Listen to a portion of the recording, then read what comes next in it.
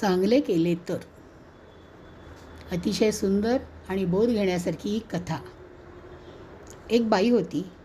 ती रोज स्वयंपाक करीत असताना तिच्या खिडकीशी एक फाटका माणूस यायचा. आशेने तिच्याकडं पाहायचा, अन्नाची याचना करायचा. पोळ्या करता करता ती बाई एक गरम पोळी त्याच्याकडे सरकवायची. तो माणूस पोळी घेऊन आनंदाने निघून जायचा आणि म्हणायचा, चांगले केले तर दुपटीने परत येते, वाईट केले तर तेही दुपटीने परत येते. एक दिवस बाई विवंचनेत होती.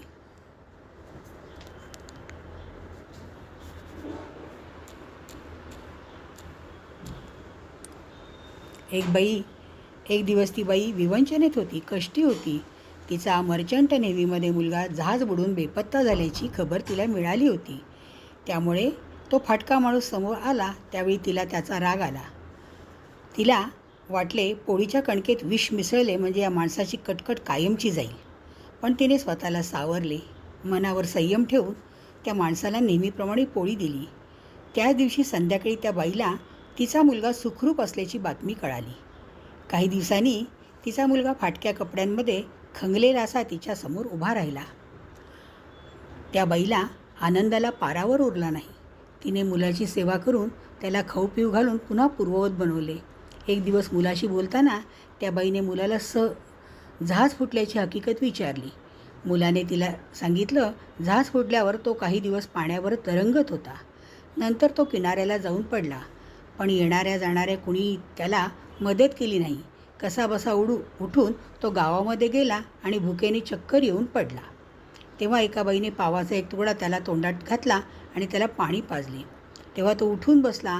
गोष्ट सांगताना मुलाला घडलेल्या तारखाही आठवत होत्या.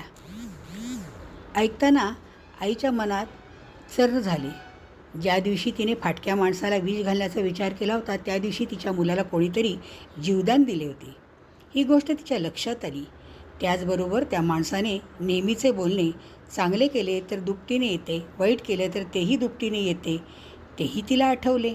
बापरे, केवढ्या मोठ्या संकटातून देवाने मला तारले, ती बाई मनाशी म्हणाली. त्या दिवशी आपण त्या माणसाला पोळीतून विष दिले असते तर आपल्या मुलाचे काय झाले असते. या विचाराने तिला दरदरून घाम फुटला. हात जोडून तिने देवाचे मनोमन आभार मानले. त्या दिवशी तिने स्वतःच्या मनावर संयम ठेवला. मुलगा म्हणाला, आई, तुला अचानक काय झाले. त्यावर आई एवढेच म्हणाली, चांगले केले तर ते दुपटीने परत येते, वाईट केले तर तेही दुपटीने परत येते. मुलगा म्हणाला, हो आई, तुझ्या पुण्याईनेच मी मरता मरता वाचलो, सुखरूप घरी आलो. आई मनोमन हसली. तिने मुलाला कुरवाळले. ती स्वयंपाकघरात पोळ्या करायला गेली. गोष्ट इतकी बोलकी की वेगळे काही सांगायची अथवा लिहिण्याची गरज नाही. चांगले केले तर दुपटीने परत येते, वाईट केले तेही दुपटीने परत येते.